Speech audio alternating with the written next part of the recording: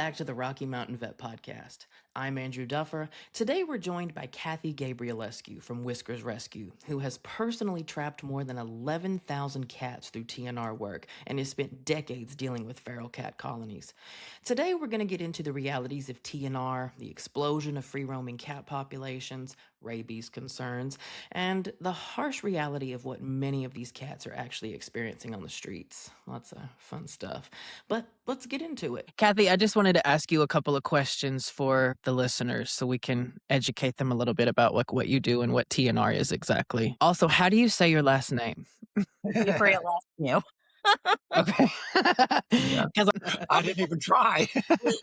I'm in everyone's cell phone as Kathy G. Kathy G from Whisker Rescue. So tell us how you first got involved in cat rescue.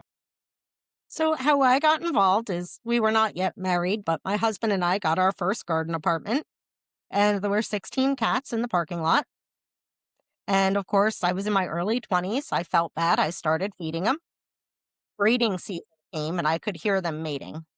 And at that point, I was very naive. So I picked up the phone and called animal control. I thought animal control would be nice people who would help me.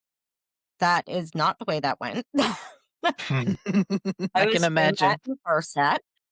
So I went online, and because I'm not young either, this was before the days of YouTube and Facebook. Yeah. I found an organization out in Oregon who clearly couldn't come help me in New Jersey because wrong side of the continent, but they were extremely nice and explained TNR to me, explained what a cat trap was because I couldn't figure out how to get these feral cats into my cat's carrier. I went through the old yellow pages. I found a vet that would offer slow cost spay neuter, and I started trapping.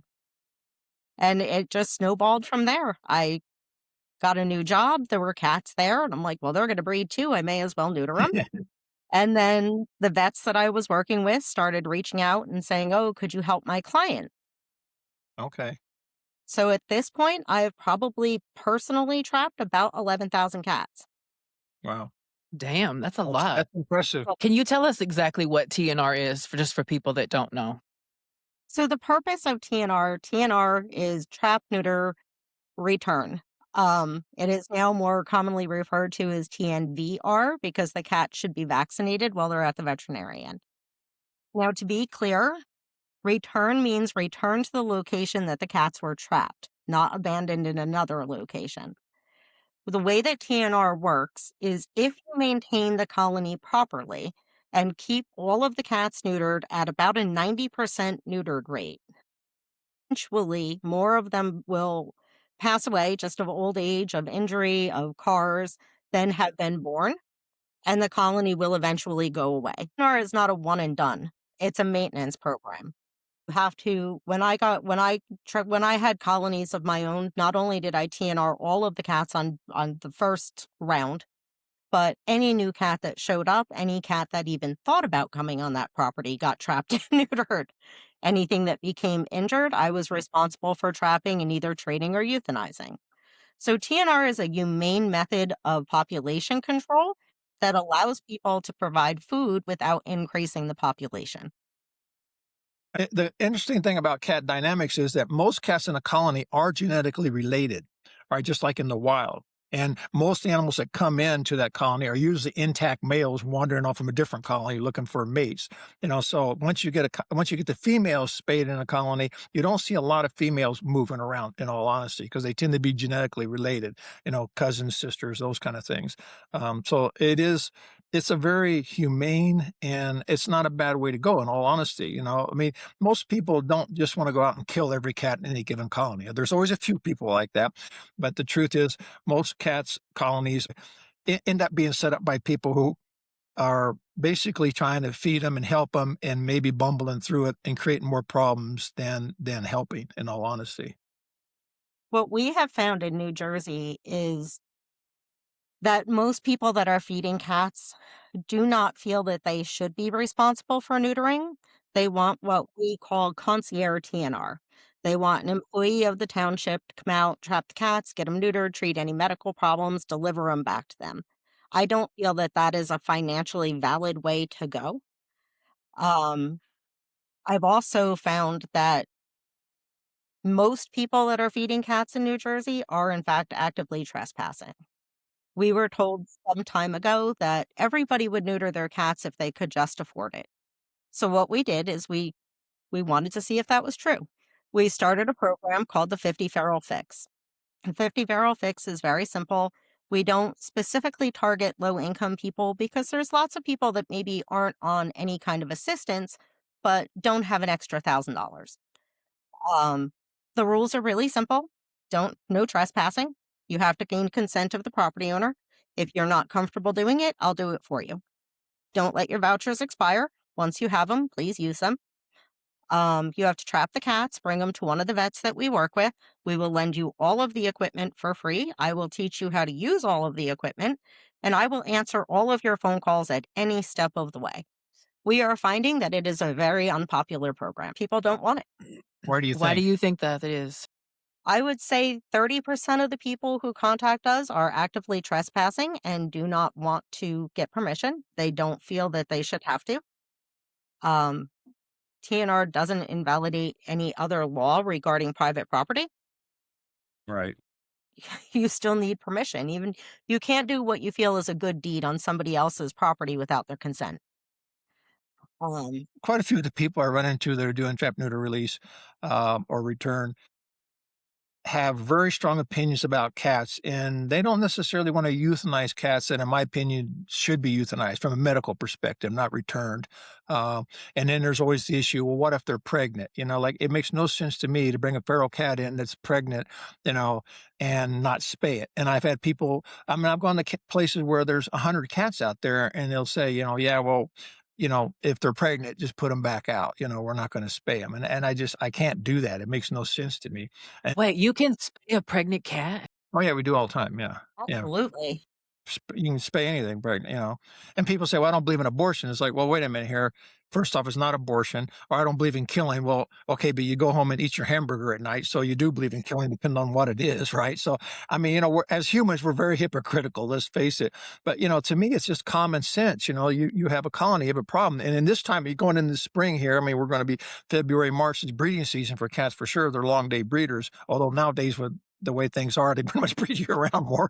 But we're going to have a lot more kittens, and we can't place them all. It's just not possible, And then they can't be with a feral mom in a house. And people every now and will say, "Well, this one has a problem. I'll take it home and keep it in my house." Well, it's a feral cat in a house. I can't imagine subjecting an animal to that kind of psychological torture, because those feral cats don't rarely. I mean, if they're adults, rarely tame down enough to where you can. I mean, sometimes some people can barely touch them, especially if they're fixed anyway, because it gets rid of the hormones. But for the most part, they just live stressful lives under couches and things like that. It's just no way for an animal to live. Certainly not a companion animal. You can't adopt feral cats? They're not adoptable in any circumstance? Kittens, small kitten. It's funny. You get them 6 or 8, 10-week olds, and they're like, I was like, hey, get over here. You pick them up. And what we do with them, and we get those kind of semi-feral kittens in, we put them up front in a cage behind the front desk, and there's just so much activity. I mean, they're just freaked out, but eventually they're just like, okay, all you guys do is feed me. This is not so bad, and they calm down, and they all have different personalities, but a true adult feral trying to calm down or tame a true adult feral cat, good luck with that. It's virtually impossible. So What we've done what we've done in the state of New Jersey, because we're big believers at Whiskers Rescue that the answer to this whole issue is always going to be in the middle. We are not pro killing everything, but we don't feel that TNR is a valid answer in all cases. In New Jersey, we're finding a drastic increase in the degree of animal cruelty because, as most shelters in New Jersey simply refuse intake or force people to TNR, residents are taking it into their own hands. And at the end of the day, I would rather see 5 cats euthanized than 150 cats die from rat poison. right, and that's the same thing, and that's the same thing we heard from groups in, once again, Texas and other places, that in the end, if you have more and more animals out running loose, you end up with more cruelty. The problem is they're not being offered an alternative in New Jersey. Yeah, At they what are. point, where is your breaking point? 100 cats in the neighbor's yard? 200? 300? Genuine question.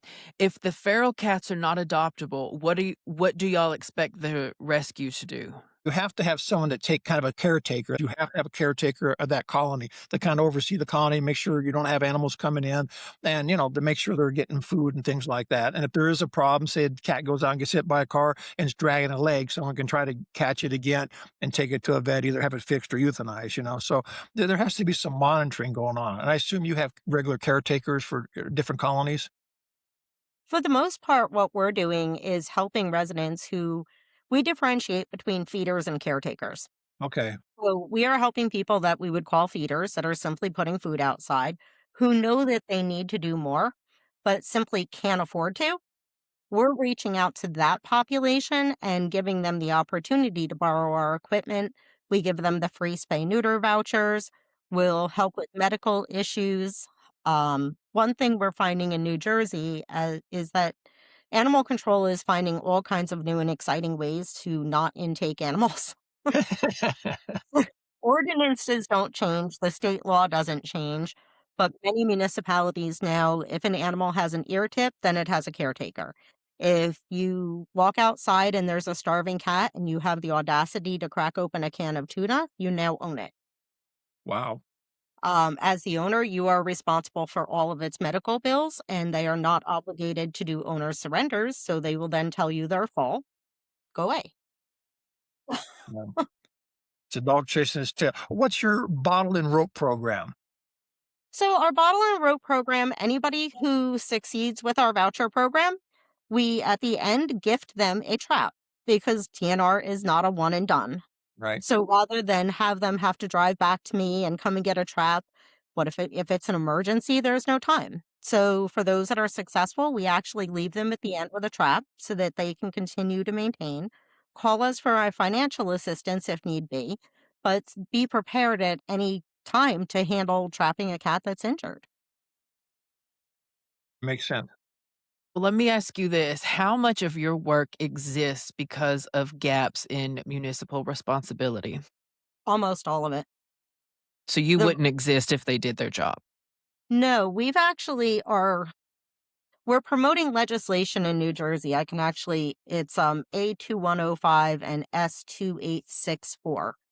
It's going to be the first step to changing New Jersey and animal control in New Jersey because right now there's not even a clear chain of command. So if you call animal control and animal control says we're full, we can't take any of these cats, who do you call? Who did they report to? The answer is very unclear in this state. So, what we'd like to do is have this legislation passed that will create a clear chain of command. And then the state of New Jersey Board of Health had put together a best practices guidelines for animal control in shelters, which is very simplistic things. Answer calls in a timely fashion. Resolve calls, don't just answer. A popular thing that animal control does is they drive by, they see the cat, it looks okay. They say it probably has a home, it'll go back. You can't Yeah. buy a drive-by, you know? So this legislation would be the very first step in creating at least a chain of command, requirements for clear requirements for animal control to be following, so that when municipalities sign what are effectively illegal contracts all over this state, there is someone to turn to. New Jersey clearly defines cats as domestic animals. They are not wildlife. And any domestic animal reported off the property of its owner or caretaker shall be impounded for no less than 7 days in a municipally contracted impound facility. Don't hold your breath. No one's doing it. It's so frustrating. Well, we really have, well, up till fairly recently, I feel like we've done a really good job of dropping overpopulation in many ways. And certainly with cats, we've come a long ways because no one even, I mean, you had the people that fed feral cats, but no one really did a lot of trap, neuter release, trap, neuter return kind of thing, and certainly not vaccinate. No, so there's a lot of disease outbreak. But having said that, we know that a lot of shelters that do take cats in from time to time. It's kittens in the spring of the year. And a lot of the kittens actually come from feral moms that are just caught, and they take the kittens that can be tamed down and adopted. But people giving up kittens and cats has gone down dramatically, did for quite a while. Now we're right back going back up again. I mean, we really dropped the euthanasia rates down dramatically in this country. And ever since, for the last 10 years, things have kind of been going the other way with the cuts in spay neuter programs, with Wall Street taking over veterinary hospitals and prices going up logarithmically. And then you throw COVID on top of that. It's just kind of been a perfect storm of letting animals do what they do. And they're really good at breeding. We're actually finding in New Jersey that the number of feral cats has been increasing over the last several decades. Part of the arguments that we're having with the state and working with them to come up with a resolution to the situation we're in is needing statistics on what are the numbers. With so many municipalities signing illegal contracts and simply refusing the intake of all cats, where do you get the numbers? So I thought this through, and there is one place in the state of New Jersey that is recorded fairly accurately: the confirmed number of rabid feral cats. Sure. That's recorded.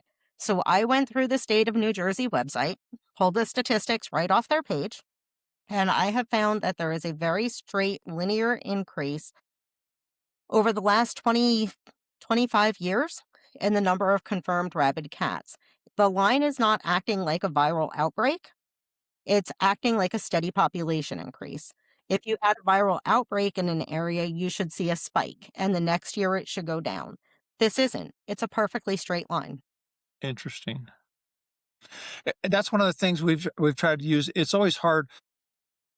The problem with prevention is when you do something, all right, say you spay and neuter dogs, cats, doesn't matter. Those animals that are spayed or neutered, their offspring will never develop rabies. Those offspring will never bite a person. Their offspring will never cause a neighbor to be mad because it's scratching their front door. Things, you can't prove things that aren't going to happen because something you did today. But you prevent stuff all the time. In reality, when I go to countries or wherever I lecture, when I talk to governments in particular, bites and rabies, if it's an endemic area for rabies, is very important to look at, because that, like you say, there's those linear models that, I mean, if you have an increase in population, you're going to have an increase in number of bites, you're going to have an increase in amount of rabies if rabies is endemic. If the population goes down, those things should go down proportionally too, and it's really hard to go to government and say, hey, this, we can really help you. Well, how are you going to help us? How do you prove it? And that's genius looking at the rabies. And obviously, what you're doing with dogs, bites become a big part of that too. Well, and I don't think that it's just a matter of, I don't think it's not difficult to prove, because rabies and any kind of diseases, the incidence of a disease isn't going to only increase with the population. Of course, if you have 100 people and 5 of them have the flu, and then you count 500 people and say how many of them have the flu, it will be approximately 5 times more. But when you're looking at high density states like New Jersey, where we're living in very close quarters, the animals are being forced closer and closer together, and the diseases are spreading far faster. Yeah. Oh, that's been proven by Yokes, who was at a University of Ohio, who did an incredible study in India, where they looked at 3 different cities that had one had animal birth control for like 20 years, one had animal birth control for maybe 5 or 10 years, and one didn't have animal birth control. And all they did was spay, neuter, and vaccinate. And what they found, they looked at 7 parameters for dogs, and all 7 of those parameters were much better in this place where they had animal birth control going on the longest. And the bottom line is like, well, how come you don't have more, the disease went down so much, and how come parasites went down, and how come, it's because animals that are fixed don't roam around. Obviously, feral cats that develop colonies, they don't tend to move around a whole lot, other than the intact males will move more than the females. So it's a little bit different with cats than with dogs. But in the end, we do know that if you spay and neuter them, you do make healthy colonies overall. There's just less disease. There's less interaction. And that's why, although, you say about stats are easy to get, Well, they're not always easy to get in places like India, Mexico, I'll just No. say. You know? So in America, we do a great job with stats, but even on reservations I go to, it can be hard to get good stats. That kind of depends on who's in charge and what year they're in charge. So it's not always easy as you think it is. What we would like to see is for this legislation to pass and ultimately for towns to require TNR, still be willing to intake cats that are simply not wanted on people's property prior to them being poisoned or shot at. And also to work with organizations like mine to offer assistance to residents who maybe are not in a financial position to help. But in doing so, they have to still understand that they are required to intake. We had an incident in Passaic, New Jersey. I keep crazy hours. I get up at 3 a.m. So I saw a post on Facebook and they had the Band-Aid over the injury in the photo. But I could tell by the photo, I'm like, that's a compound fracture. Took 3 days. I tracked the person down. It's a kitten they feed. They fed the mom and two kittens. The cat, they put collars on him. The cat got caught on a fence, broke its leg in half. It was, in fact, a compound fracture. Laceration that was so profound that the vet told me they could see the cat's bladder from the outside. Animal control told this resident, you feed it, it's your cat. Last I checked, the average annual income in the city of Passaic is $56,000 a year.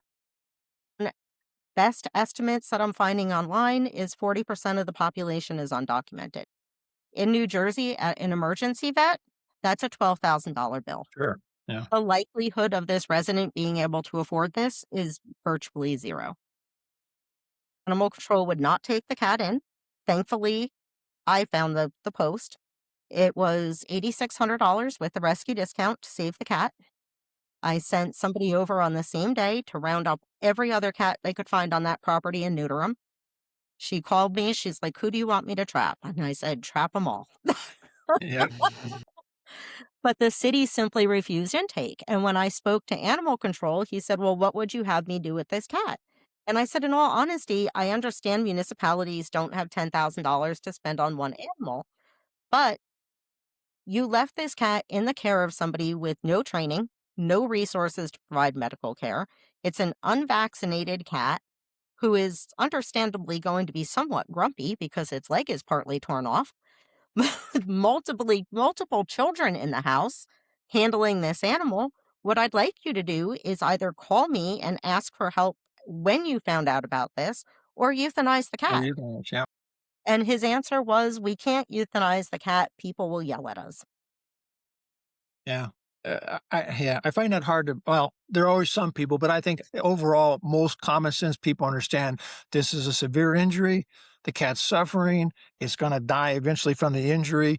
Either euthanize it or fix it. And if you don't have the money to fix it, and I talk about economic euthanasia all the time, it's a big concern of mine. But there's certain realities to life too, and I understand that. And how you die matters. Yeah. My profession has done a horrible job in terms of addressing low income, elderly people on fixed incomes, those kind of things, single moms. The attitude across with the AVMA is, well, if you can't afford them, you shouldn't have them. And I can say that about kids. I can say that about a lot of things, but it's not reality in all honesty. And we should do more. These big groups and especially the groups that are pushing limited intake, are sitting on truly billions of dollars, hundreds of millions of dollars. Why aren't there two full service hospitals in every state in the United States is beyond me.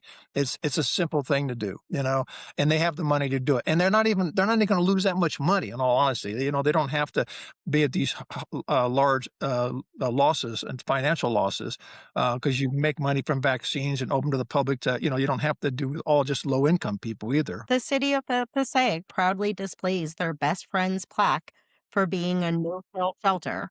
I believe they have 6 or 8 cages. They Yeah. turn away almost everything. Yeah. Cat Town has tens of thousands of dying feral cats. We're just on every single street corner. We have neutered. I funded at least 60 on a one block of Wow. one street, just one block. But they're very proud to be no kill. So, Kathy, that story that you told us about the cat with the fence and you getting up at 3 a.m., is that what a typical day is like for you and your team? Like, what is a normal day for you? We field a lot of phone calls. I try to convince people that are feeding to join our program, to accept vouchers, to come learn how to trap. I handle a lot of phone calls from residents who are in a situation where they can't keep animals and there simply is no help available. There's no shelter, there's no rescue regulation in New Jersey, and almost every shelter will refuse animals. So I take calls from homeless people living in their cars with their pets with nowhere to go. I take calls from people who want cats removed and they're in a position where there's no humane way to have that done. Um, I do a lot of fundraising. We issue as many vouchers as we possibly can. We help anybody who's in the program, we will help them with medical issues. New Year's Day, I woke up at 3 to a message from one of our feral, we call them our feral fixers. One of the cats that she had spayed came back kind of wobbly, recently vaccinated. Something was wrong. So she retrapped the cat. I sent her, it's New Year's Day, so to an emergency vet because everything's closed. Massive oral cancer tumor in the cat's mouth. She was choking to death. But again, because this cat had been TNR'd by somebody who reached out to try to be responsible, there would be no help available through the municipal shelter. So it's the same. I talk to municipalities. We try to push for ordinances that are more middle of the ground. Yes, we want TNR, but we want TNR to be required, not something that's only allowed if you want to. The reality is that the alternative to TNR is in fact removal. And the municipalities are following the no-kill narrative, so they don't want to remove, therefore they don't want to enforce. And you can give feral cats, take them out of the colony they're in and replace them. It doesn't happen a lot. We do it a little bit up here when someone wants them off their property, but we have maybe a rancher or a farmer that has a barn and says, you can put them in my barn. And you try to find that balance. The problem is some of these colonies can be really big, really fast, and you just can't move 60 cats. If you have one or two show up, you have a chance, doing something. But, moving six, or, you just said 60 cats in a one block area, it's like, how do you deal with that? And 60 is 120, a month or 2 months from now, so The it's, yeah, third colony I ever neutered was over 120 cats. yeah. Second colony I ever neutered started with 56 on the day I found it. It's And not that's moved. a human problem. Those cats, so many of those colonies start with owned animals for the most part. I mean, we let them out. To me, it's criminal to let an intact animal out, dog or cat, to run loose. And we have this idea of cats being, more feral or, more wild. And it's Felis domesticus, that's the scientific name for the record. So it's a domesticated animal. They've been domesticated for thousands of years. And they can breed at 5 months of age, as young as 5 months of age. So just saying, I'm going to let my cat outside and I'll get around to fixing it, next year or 6 months from now. Too late. You have kittens. And that's life. That's biology. It's plain and simple. Cats are, once again, very, very good at reproducing. But I think that the best way to require individuals who are feeding and to encourage individuals that are feeding to follow laws and to be responsible is to start first with municipalities following state law and being responsible on their own. Absolutely. Absolutely. And providing low cost spay neuter is real basic. Providing basic humane education is real basic. Certain things we know we can do. And then having common sense animal control rules and regulations that are followed by both the shelters and society is just common sense.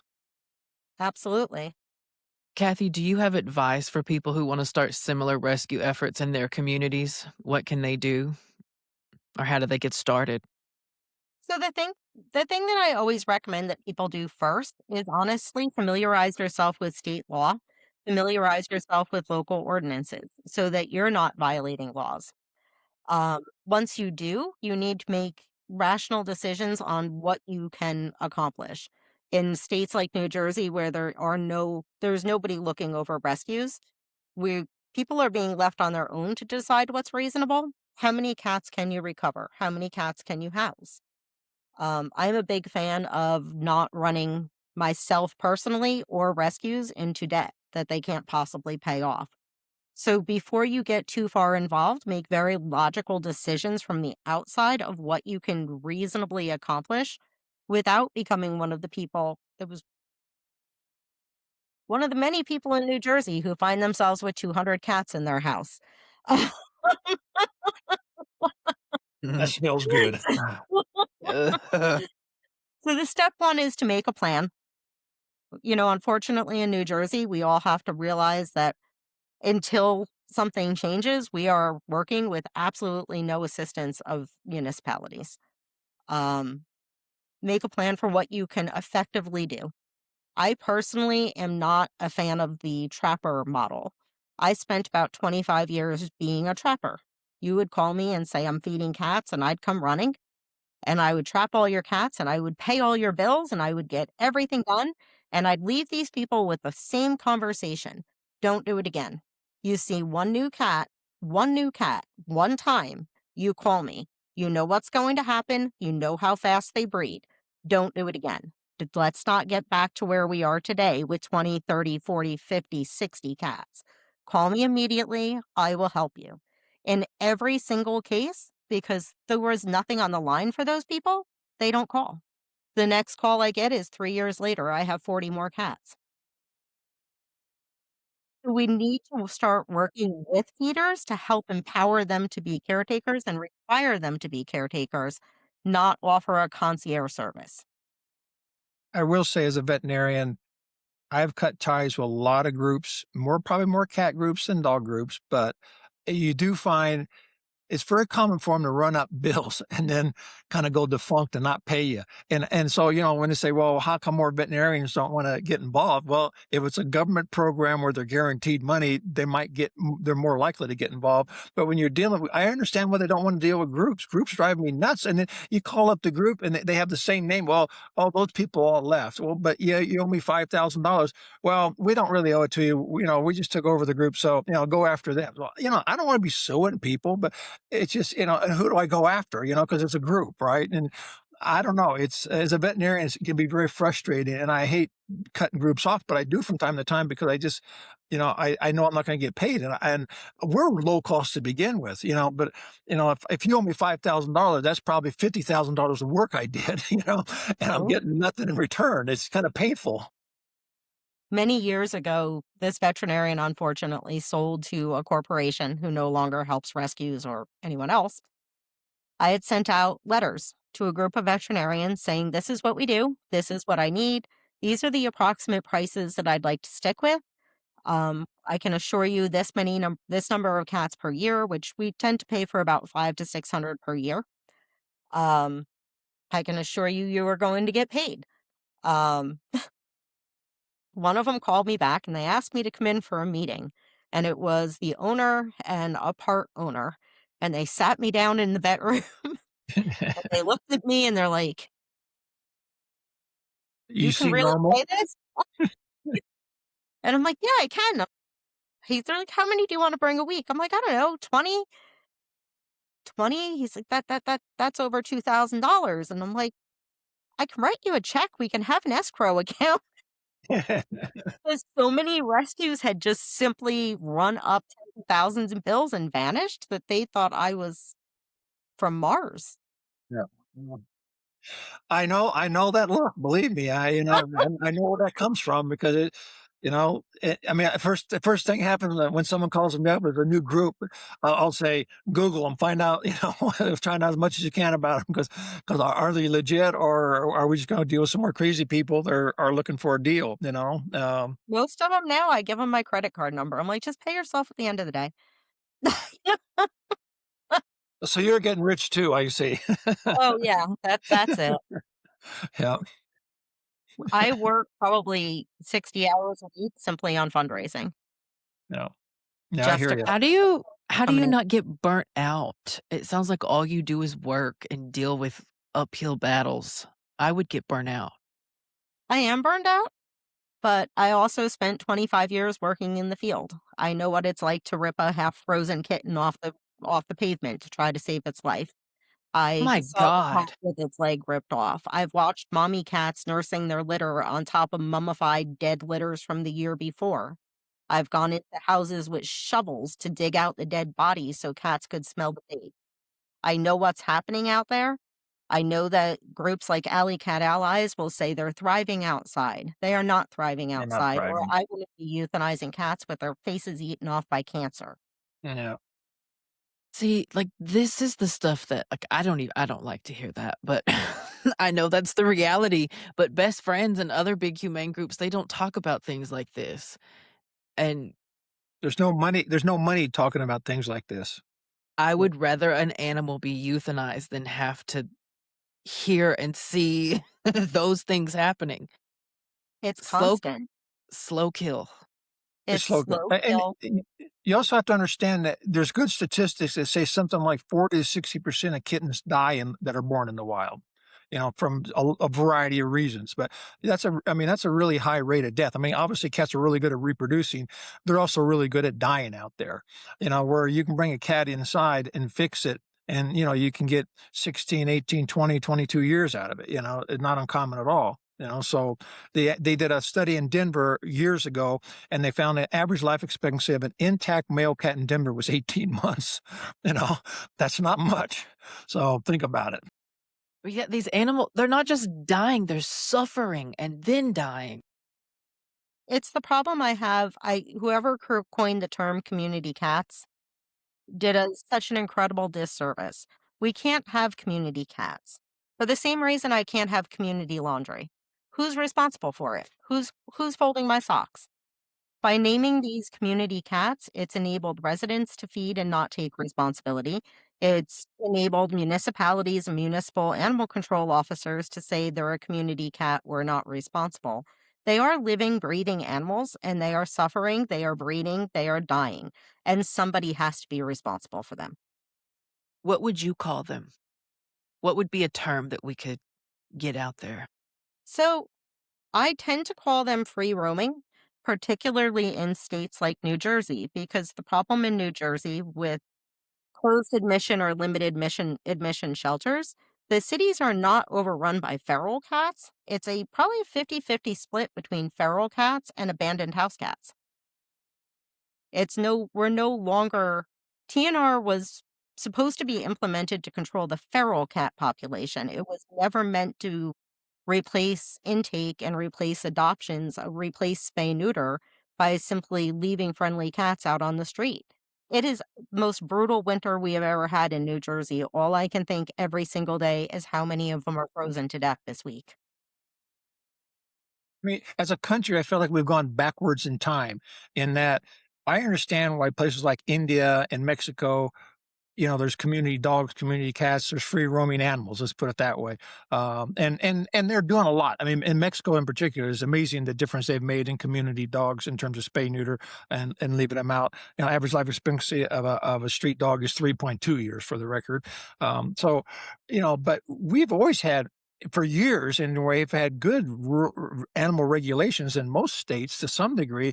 And now we've gone back. It's always been illegal to just turn your dog loose for most places, or turn your cat loose and let them roam freely. Most states have rules and regulations. Most cities have rules and regulations about it. And yet we've gone the other way in the last 10 years or so to where it's okay, just turn them loose, and it's ass backwards, and they're not even fixing them before they turn them loose. That's the horrible.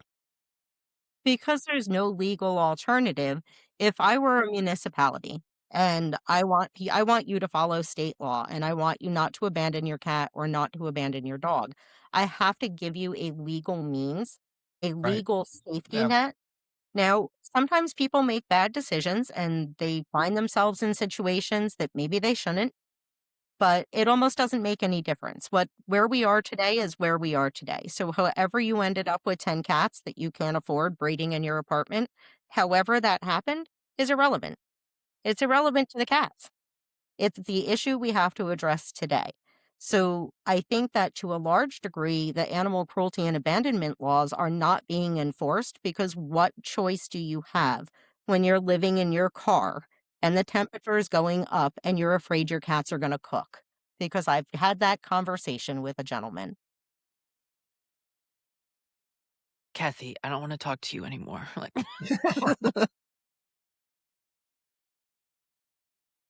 But she's right in that I mean, maybe I mean, almost 70 years old, and I still have faith in humankind. I still think it comes back to education, education, and providing an alternative. It's like I say, when I go to third world countries, people say, "Well, they'll never do this, never that."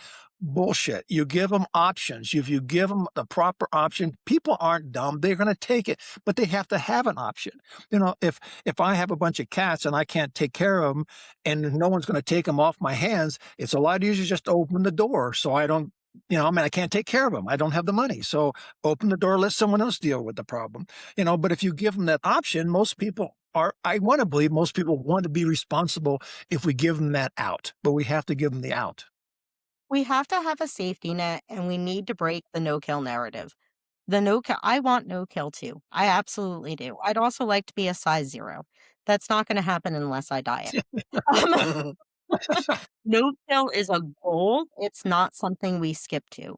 We get to no kill by providing so much assistance, having enforcement, having municipalities go out and educate people, having municipalities give out my phone number. I've told multiple cities, give my cell phone number, have them call me.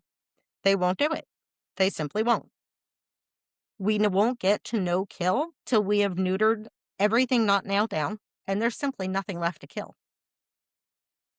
And I have they absolutely, told you why they won't give out your number if you're willing to bring a solution? Again, because when they give you my phone number and you call me and I say, this is what I'll give you. I'm going to give you traps. I'm going to give you free vouchers. I'm going to send you, here's 4 different vets you can use. You can pick. I'll set it all up for you. And you go, oh man, that's work. I don't want to do that, which happens on a regular basis. And I report back to the municipality and say, look, I offered this guy everything I have to offer. I offered for it to be 100% free. My vouchers intentionally cover spay, neuter, rabies, distemper, ear tip, and anything else the vet feels is medically necessary at the low cost clinic. Because I don't want a veterinarian standing there calling me to see if a cat can have covenia in the middle of surgery. yeah, I You're understand busy. that. Go ahead. If they give out my phone number and you refuse to do anything even when offered assistance, it is then their job to go enforce the law, and they don't want to do their job. And I think that's probably part of the pushback because once again, she's speaking out against the no kill movement, and those many of those shelters are going to not have a high opinion of her, because that interferes with their philosophy and their line of BS that they're shoveling to the city and to the county and to the public. Animal control has become a popularity contest. It's not protecting public health. It's not protecting animals. It's simply a popularity contest. I helped one of our feral fixers, her apartment burned down. She contacted me around 4 in the morning. Um, One cat was already dead. She had been left with 13 others because they don't do intake at that city shelter. They were all suffering from smoke inhalation. She is currently homeless with 3 children standing on the side of the road with a dead body and 13 live cats, all with some degree of smoke inhalation. And animal control said they're yours or your responsibility. What do you Then do? what do they do? What is their like? Thankfully, she saw me up at the crack of dawn and said, well, I don't know where to go. I have a friend picking up me and my kids, but I'm now homeless. I don't know what to do. And I sent her over to an emergency vet. There's no safety net. And yes, those kittens, those cats would have had to have been euthanized by the city. And yes, that would have been 13 deaths on their statistics that they didn't want to have to deal with. But you know how they would have died alternatively? Do Yeah. you know how slow that is? So I'm not worried about their statistics or their popularity. This is the reality of what we're dealing with.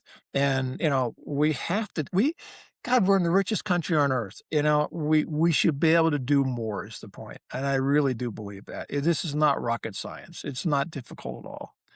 It is providing service. The answer is always in the middle. The answer to any problem is always in the middle. We cannot be Agree with that. 100% no kill. There are many, many people in the state of New Jersey that will not neuter their animals. I'm working on resolving one of the other issues is transportation in cities. People can't get to a vet, physically can't get to a vet. That has to be addressed. It's being addressed by multiple groups. It's something that we're working on as well, but it has to be a requirement. And in all honesty, I know people say that I sound crazy, but I watch the reports come out every week. Every week there's a new one in the state. I'm waiting for a person to contract rabies.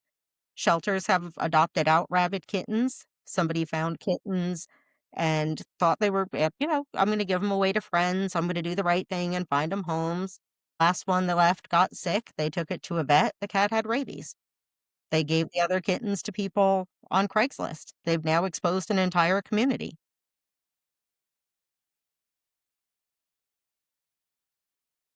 Like, I'm getting upset. We're at 53 minutes. Is there anything else that y'all, Kathy, is there anything else that you wanna add, Jeff? Or do y'all just wanna wrap it up now? I think we covered it pretty good. Yeah, I mean, Kathy, I don't think you sound crazy at all. no, the statistics are on my side. The science is on my side. And I think once we all come to the realization that, again, the answer is to meet in the middle on this, that's the only way we're going to solve it. And if we don't, I unfortunately think that we are going to be heading towards catastrophe. Or We yeah. will end up in situations like Mexico. Last human fatality in New Jersey from rabies was a gentleman from Mexico bitten by a rabid puppy. Okay, you have to have your animal at least vaccinated against rabies. Who's So enforcing it? But how do you enforce that? And how do you enforce that with feral cats or but they know that those animals community cats? Okay, you turn them loose. Okay, who's in charge? Whose responsibility is to catch them to bring them in? Even if it's a friendly cat, whose responsibility is it? The issue is also, and it is catastrophic here now. I mean, it's sincerely, I could drive down the streets of Patterson with a fishing net and get you 20 cats to neuter in an hour. It's that bad. We are knee deep in cats. So many residents find cats. They didn't go out looking. They didn't go to a shelter to adopt. They didn't go to a rescue. They walked outside and there's a 5-week-old screaming, starving kitten sitting on their front porch. And human nature is to not watch something starve to death while it howls in hunger. So they bring it in. There's no record of that cat. The person can't afford it. They never really wanted it.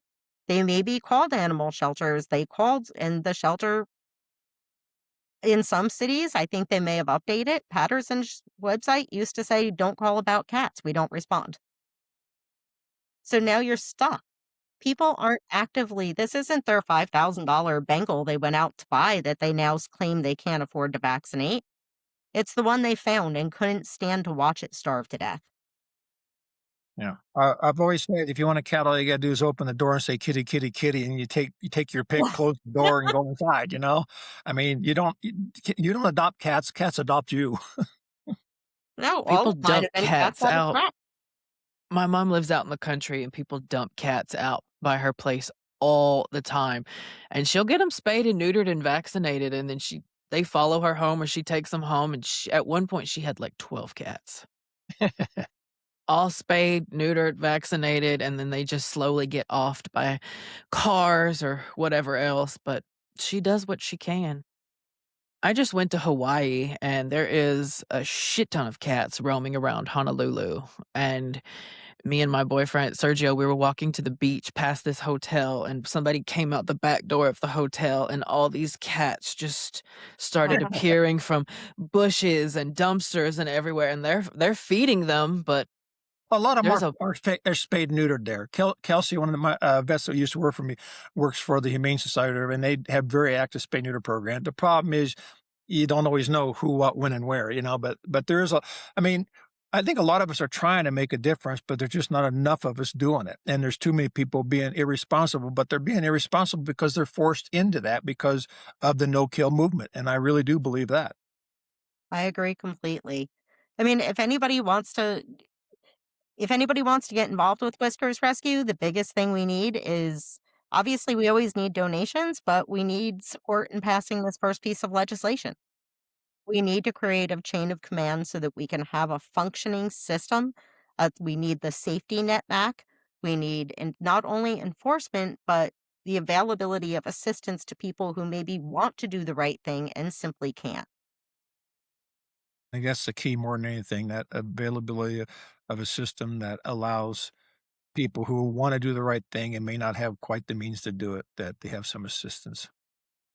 I've pushed that for 36 years as a veterinarian, and I don't come from a rich family, but I come from a middle income, hardworking family, and we took care of our animals, fairly decently, I think, overall. Not always a lot of spay neuter, I'll be honest, back in the day when I was younger, but I know for the most part, as my parents learned more and I got older, we definitely did spay neuter and everything, and but we could afford that, and that's the point, we never had large numbers of animals, and we did have cats show up and have kittens in the barn, and, so we had them fixed and given away, and, so, I mean, you do what you can, but, a lot of people, especially in these economic times, especially since COVID, so people just do not have the financial means to do, and then you have the veterinary prices that are, 1,000 times higher than what they were 5 years, 10 years ago, so, I say it's a perfect storm. I do think, though, that we have reached a point in this country where enforcement is going to be more necessary than ever, in part because of the no kill narrative, in part because of national organizations saying, feed them, they're hungry, provide them shelter, they're hungry, but nobody's actually responsible. They belong to the community. People now think it's okay to what I call feed and breed. And to not take any responsibility for spay neuter because they're being told by billion-dollar groups that it's the way to go. It makes you a good person. People just want to help when they want to. Alright, that was a Well, good one. I like it. Okay. Yeah, we yeah, don't want to thank be you. too long. Kathy, You that was have to good. edit. That's your job. Well, I really don't have to edit much. You were good. Yeah, Kathy, you're a You great spokesman for Efficient. TNR. Great spokesman for TNR. I really appreciate it. I'm glad we got to talk. Esther Meckler, I think, knows you from quite a few years ago. So she said hi. Talked to her this morning. Awesome. I've been doing this for decades. Yeah. So is she, so have I. Yeah, just keep neutering, keep neutering. You're showing it a lot better than I'm showing it, I'll tell you that. That's because I can wear makeup and dye my hair. Fair I'll enough. take you over to Sephora, it'll be fine. Okay, so y'all wanna we're good. Yeah, we're Yep. good. I got surgeries to do. I got a pio downstairs and I got a leg Oh god, amputation. that's So critical. Go do surgery. Let me know when this is posted. Okay. All right. Thank Thank you, you so much. Kathy. If you enjoyed this episode, make sure you're following the podcast so you don't miss what's coming next. We post new episodes every Monday at 11 a.m. Mountain Time, 12 p.m. Central. So we'll catch you back here next week. We'll see you next time.